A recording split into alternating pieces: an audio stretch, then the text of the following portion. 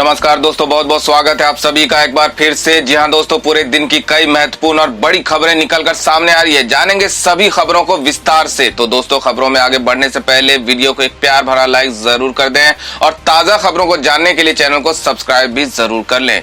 तो देखते हैं पहली बड़ी खबर क्या निकल कर आ रही है।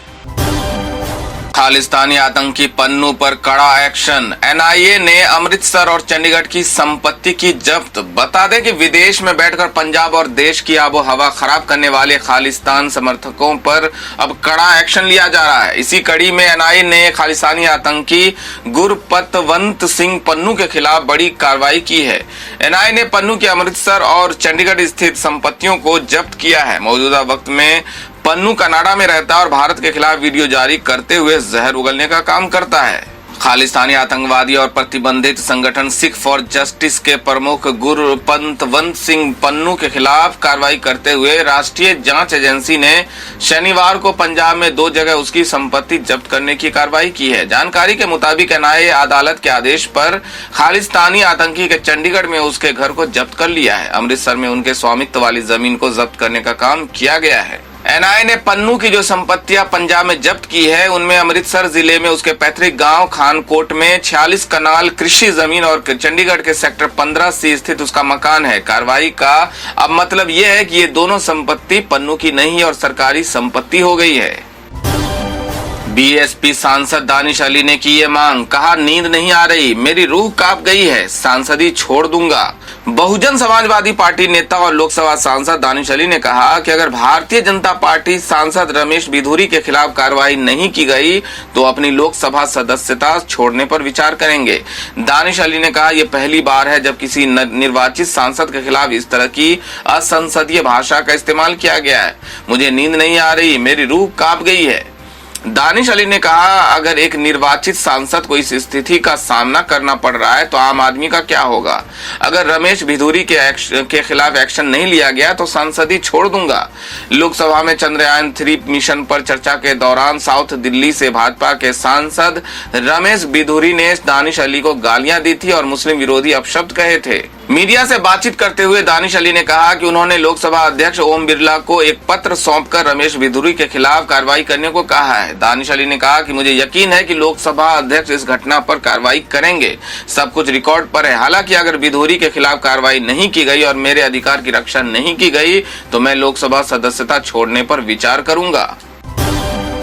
संसद में गाली गलौज का मामला में निशिकांत दुबे ने लोकसभा अध्यक्ष को लिखा पत्र। दानिश अली पर लगाए गंभीर आरोप। बता दें कि लोकसभा में बीएसपी सांसद दानिश अली के साथ गाली गलौज करने वाले बीजेपी सांसद रमेश बिधूरी जहां चौतरफा विरोध झेल रहे हैं, वहीं बीजेपी सांसद निशिकांत दुबे ने लोकसभा स्पीकर को पत्र लिखकर मामले में मोड़ ला दिया है। निशिकांत दुबे ने लोकसभा स्पीकर को पत्र लिखकर अब उल्टा दानिश अली पर ही आरोप लगा दिए। उन्होंने जांच तक की मांग की है। निशिकांत दुबे ने लोकसभा अध्यक्ष ओम बिरला को लिखे पत्र में कहा कि बसपा सांसद दानिश अली ने पीएम मोदी के खिलाफ बेहद आपत्तिजनक और अपमानजनक टिप्पणी की। बिना माइक्रोफोन के उन्हें ये कहते हुए स्पष्ट रूप से सुना जा सकता है कि नीच को नीच नहीं कहेंगे तो क्या कहेंगे। उन्होंने कहा कि दानिश अली द्वारा दिया गया ये बयान मुझे किसी भी देशभक्त जनप्रतिनिधि के लिए अपना धैर्य खोने के लिए काफी है और उसके चलते रमेश बिधूरी ने उन्हें वैसा ही जवाब दिया जैसा उन्होंने दिया था। बहुजन समाजवादी पार्टी नेता और लोकसभा सांसद दानिश अली ने कहा कि अगर भारतीय जनता पार्टी सांसद रमेश बिधूरी के खिलाफ कार्रवाई नहीं की गई तो वो अपनी लोकसभा सदस्यता छोड़ने पर विचार करेंगे। दानिश अली ने कहा कि यह पहली बार है जब किसी निर्वाचित सांसद के खिलाफ इस तरह की असंसदीय भाषा का इस्तेमाल किया गया है। मुझे नींद नहीं आ रही, मेरी रूह कांप गई है।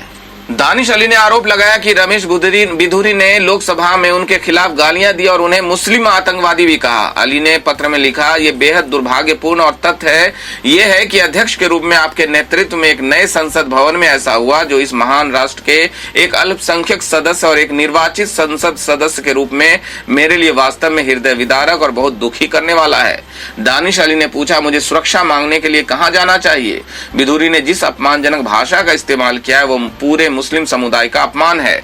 दोस्तों, नए संसद में जिस तरह से गाली गलौज का मामला सामने आया है उसके बारे में आपके क्या विचार है, हमें कमेंट करके जरूर बताएं। तो बढ़ते अगली बड़ी खबर की ओर। हिंदुओं के समर्थन में उतरे कनाडा के विपक्षी नेता पियरे पोइलिव्रे, खालिस्तानियों की लगा दी क्लास। बता दें कि कनाडा के विपक्षी नेता पियरे पोइलिव्रे ने खालिस्तानी चरमपंथियों द्वारा हिंदुओं के खिलाफ की गई घृणित टिप्पणियों की कड़ी निंदा की है। उन्होंने हिंदुओं के समर्थन में बोलते हुए कहा कि कनाडा के हर हिस्से में अमूल्य योगदान दिया है। पोइलिव्रे ने आगे कहा कि हिंदू समुदाय का यहाँ हमेशा स्वागत किया जाएगा। कंजर्वेटिव पार्टी के नेता पियरे पोइलिव्रे ने कहा कि किसी भी धर्म का नागरिक कनाडा में बिना किसी डर के रहने का अधिकार रखता है। पियरे पोइलिव्रे ने दुख जताते हुए कहा कि हमने कनाडा में हिंदुओं को निशाना बनाते हुए घृणित टिप्पणियां देखी है।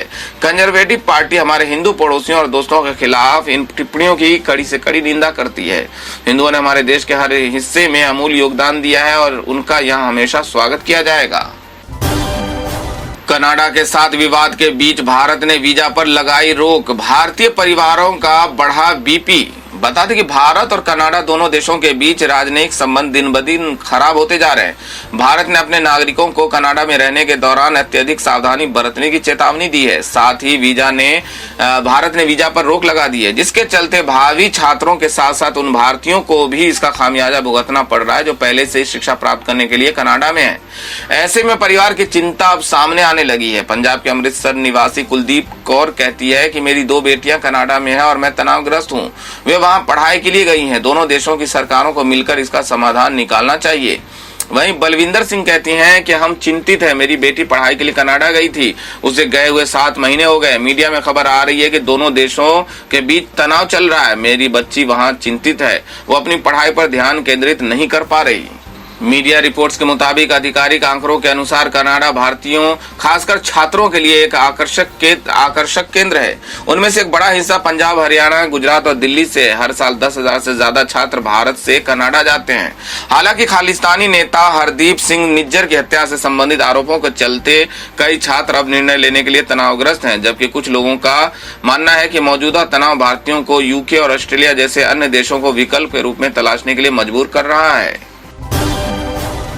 भारत कनाडा विवाद के बीच कंगना रनौत ने की सिख समुदाय से अपील, कहा खालिस्तानियों से अलग रहें, बहकावे में ना आए। बता दें कि बॉलीवुड की धाकर गर्ल कंगना रनौत अक्सर अपने विवादित बयानों को लेकर चर्चा में रहती है। वो आए दिन लगभग हर मुद्दे अपनी खुलकर रखती हैं। हाल ही में एक्ट्रेस ने भारत और कनाडा के बीच चल रहे विवादित बयान दिया है। उन्होंने अपने लेटेस्ट पोस्ट में खालिस्तानी संगठनों की जमकर आलोचना की है, साथ ही सिख समुदाय से अपील भी की है।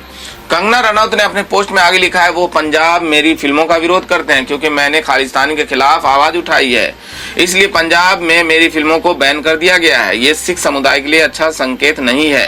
खालिस्तानी आतंकवाद सिख समुदाय को भी बुरा दिखाता है। कंगना रनौत ने अपने पोस्ट में आगे लिखा, सिख समुदाय के लोगों से अपील की और लिखा, पहले भी खालिस्तानियों ने पूरे सिख समुदाय को नुकसान पहुंचाया, इसलिए मैं पूरे सिख समुदाय से अनुरोध करती हूं कि वे धर्म के नाम पर खालिस्तानी आतंकवादियों से उत्तेजित या उकसावे में ना आए। जय हिंद। फिलहाल एक्ट्रेस का ये पोस्ट सोशल मीडिया पर तेजी से वायरल हो रहा है। सालाना कमाई 2,44,000 और महाराजा सूट 10 लाख का, शादी के बीच राघव चड्ढा संपत्ति को लेकर क्यों चर्चा में है। बता दें कि आम आदमी पार्टी के सांसद राघव चड्ढा और बॉलीवुड एक्ट्रेस परिणीति चोपड़ा की 24 सितंबर को राजस्थान के उदयपुर के द लीला पैलेस में शादी होने जा रही है। राघव परिणीति की शादी में की रस्में शुरू हो चुकी है। ऐसे में पंजाब से राज्यसभा के सांसद राघव चड्ढा अपनी संपत्ति को लेकर चर्चाओं में आ गए हैं। सोशल मीडिया प्लेटफॉर्म ट्विटर पर उदयपुर के द लीला पैलेस में होने जा रही शादी के खर्चों और राघव चड्ढा की संपत्ति को लेकर यूजर्स सवाल उठा रहे हैं। वेडिंग वेन्यू और शादी के खर्चों को लेकर मीडिया रिपोर्ट्स का हवाला देते हुए कई यूजर्स ने लिखा है कि अपने चुनावी हलफनामे में 2.44 लाख यानी कि 2,44,000 सालाना आय दिखाने वाले अपने नेता आपके नेता राघव चड्ढा ने महाराजा सूट बुक किया, जिसका किराया प्रति रात 10 लाख रुपये है। हालांकि कुछ सोशल मीडिया यूजर्स ने इसको लेकर काउंटर भी दिया और कहा कि शादी सिर्फ अकेले राघव चड्ढा की ही नहीं बल्कि एक्ट्रेस परिणीति चोपड़ा की भी है और परिणीति चोपड़ा करोड़ों की मालकिन है, तो वो शादी में इतना खर्च कर सकती हैं। एफआईआर रद्द करवाने के लिए सुप्रीम कोर्ट पहुंचे चंद्रबाबू नायडू। जेल में सीआईडी कर रही है पूछताछ। बता दें कि कौशल विकास घोटाला मामले में आंध्र प्रदेश के पूर्व सीएम और टीडीपी प्रमुख एन चंद्रबाबू नायडू अभी जेल में ही है। शुक्रवार को उन्होंने आंध्र प्रदेश हाईकोर्ट में एफआईआर रद्द करने की याचिका लगाई थी, लेकिन उनको कोई राहत नहीं मिला। हाईकोर्ट ने उनकी याचिका को खारिज कर दिया। ऐसे में अब वो सुप्रीम कोर्ट पहुंचे हैं। दरअसल जब नायडू आंध्र प्रदेश के मुख्यमंत्री थे तो सरकार ने राज्य में उत्कृष्टता केंद्रों के समूहों के स्थापना के लिए एक योजना चलाई थी जो 3300 करोड़ की थी। आरोपों के मुताबिक उनके द्वारा इस योजना में 300 करोड़ की धोखाधड़ी की गई। राज्य पुलिस इस मामले की जांच कर रही है। इसके लिए उनकी गिरफ्तारी भी हुई है। ऐसे में राहत के लिए वो सुप्रीम कोर्ट पहुंचे हैं। वहीं दूसरी ओर टीडीपी लगातार इस कार्रवाई का विरोध कर रही है। हाल ही में सर्वदलीय बैठक हुई थी जिसमें भी टीडीपी और वाईएसआर कांग्रेस नेताओं के बीच तीखी बहस हुई। टीडीपी ने तो इस मामले में केंद्र से हस्तक्षेप करने की मांग की है। उनका कहना है कि आंध्र सरकार ने लोकतंत्र को खत्म कर दिया है। ऐसे में मोदी सरकार इसको लेकर जरूरी कदम उठाए। कांग्रेस सांसद ने संसद में जस्टिन ट्रूडो की लगाई क्लास। बोले पन्नू जैसों को सर्जिकल स्ट्राइक करके उठा लाएंगे। बता दें कि कनाडा के प्रधानमंत्री जस्टिन ट्रूडो ने जिस तरह से भारत के खिलाफ बयान दिया है उस पर कांग्रेस सांसद रवनीत सिंह बिट्टू ने तीखा हमला किया है। अगर आपका जहाज यहाँ खराब हो गया, यहाँ पर 36 घंटे गर्मी में बैठे रहे, इसमें हमारी गलती है। वहां जाकर अपनी संसद में आप इस तरह का बयान दे रहे हैं। कोई भी आतंकी जो भारत में छिपा है हम एक दिन में उसे वापस करेंगे। सिद्धू मूसावाला का नाम सबने सुना है। उसका मर्डर कहां से हुआ, ऑर्डर कहां से हुआ? वो सारे गैंगस्टर कनाडा में बैठा है। मैं कह देना चाहता हूं कि 99.5% लोग इस देश के साथ हैं, अमन पसंद लोग हैं। ये जो आधा फीसदी लोग हैं वो ट्रूडो के साथ है। गुरुद्वारे से नशे का जो खेल चल रहा है वो सारा पैसा ट्रूडो के पास जा रहा है। G20 हो या कोई और, हर जगह आतंकवाद को नियंत्रित करने की बात होती है। जो ट्रूडो ने किया है उससे कनाडा की अंतर्राष्ट्रीय छवि नहीं की रहेगी, कहीं की नहीं रहेगी। कनाडा तो एक देश की कठपुतली है। वो CIA के इशारों पर सब काम कर रहा है। मैं कहना चाहता हूं कि आज हमारा देश जहां पहुंचा है, अब हमारा देश दुनिया की ताकत है, इन देशों से झुकने वाला नहीं है। तो दोस्तों ये थी अब तक की सभी बड़ी खबरों की अपडेट्स। टुडे ब्रेकिंग न्यूज और लेटेस्ट खबरों को देखने के लिए हमारे चैनल को सब्सक्राइब जरूर कर लें। वीडियो को लाइक और शेयर भी जरूर कर दें। वीडियो देखने के लिए बहुत बहुत धन्यवाद।